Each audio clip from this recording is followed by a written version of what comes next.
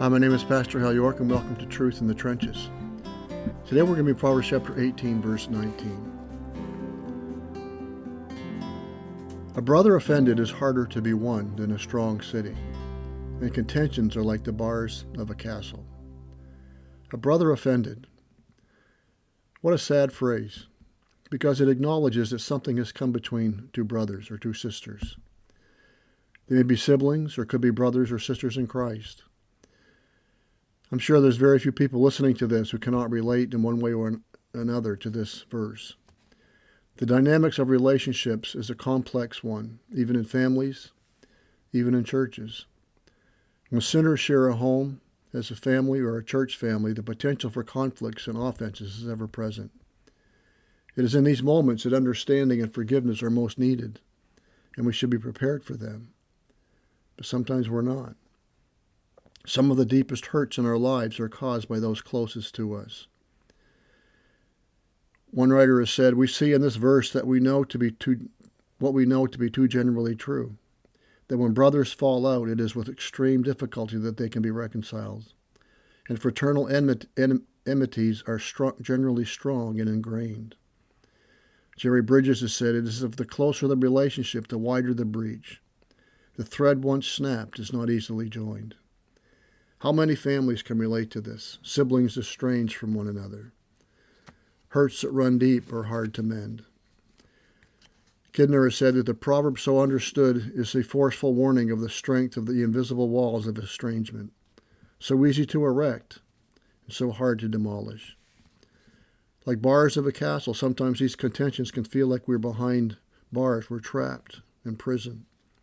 And no matter how we seek to amend the problem, there seems to be no way back. So this proverb is meant to make us value our family relationships, our friends, and fellowship with believers. Make amends quickly if possible. The longer you let the offense take root without seeking to restore, the deeper it gets and the harder it is to reconcile. Jesus acknowledged this possibility in his Sermon on the Mount, if you remember Matthew 5:22-24. "But I say to you that everyone who is angry with his brother shall be guilty before the court, and whoever says to his brother, 'You good for nothing,' shall be guilty before the Supreme Court. And whoever says, 'You fool,' shall be guilty enough to go into fiery hell. Therefore, if you are presenting your offering at the altar and there remember that your brother has something against you, leave your offering there and before the altar and go. First be reconciled to your brother, and then come and present your offering."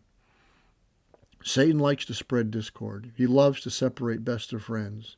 He loves to destroy families with bickering and contentions, some of which can last a lifetime.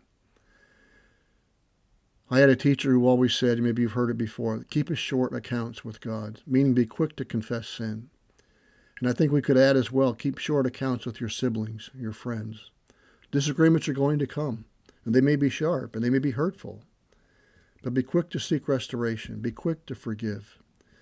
Remember, love covers a multitude of sins. And we need to be ready to forgive and to overlook sometimes things that maybe we want to make a big deal of, but really maybe they don't even know they hurt us.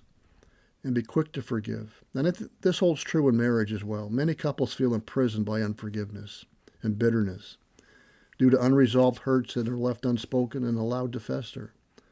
These unaddressed hurts can eat away at our insides like acid. And the longer it goes, the harder it is to restore the marriage and the relationship. The old saying, "You can pay me now or you can pay me later," is true. But the price of putting off what needs to be done now is much greater than the price if you choose to remedy the offense quickly. I think it's safe to say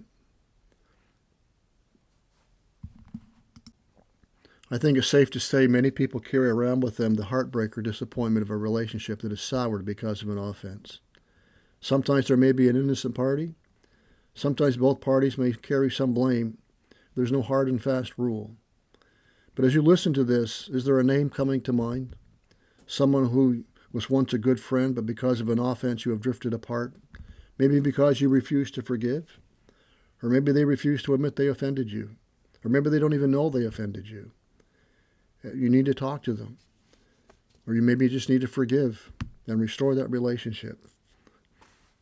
Matthew Henry said, "Wisdom and grace would indeed make it most easy to us to forgive our relations and friends if they offended us.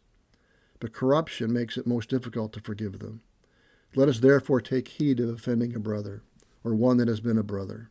Ingratitude is very provoking." As we think about this verse, I think we need to be reminded about how much Proverbs talks about the tongue, guarding our words, learning to think before we speak. Remembering a soft answer turns away wrath. Sometimes these things build slowly, sometimes they're sudden. But I would encourage you to guard your heart, guard your tongue, and guard your relationships. Work on your relationships with your friend, in your marriage. It takes work. And yes, we're going to say stupid things sometimes. Yes, we're going to do stupid things sometimes, and they're hurtful. And sometimes they need to be talked about. Sometimes they just need to be forgiven. But make it a point to keep short accounts with your friends. Keep short accounts with God. If God can forgive us for all the things we've done against him, we can forgive a friend who's done something against us. A brother offended is harder to be won than a strong city. And the contentions are like the bars of a castle. Are you in prison right now? Do you feel like you're trapped? Maybe there's a relationship that you need to think about. Make a phone call. Write a little note. Go out for a cup of coffee and talk.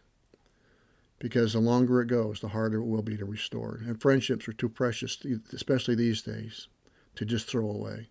So guard your friendships. Guard them with your life. Guard your marriage. Your relationship with your brothers and sisters in Christ. May this truth guide us and guard us in the trenches of life, which we seek to live our lives for the glory of God and the good of others. May God bless.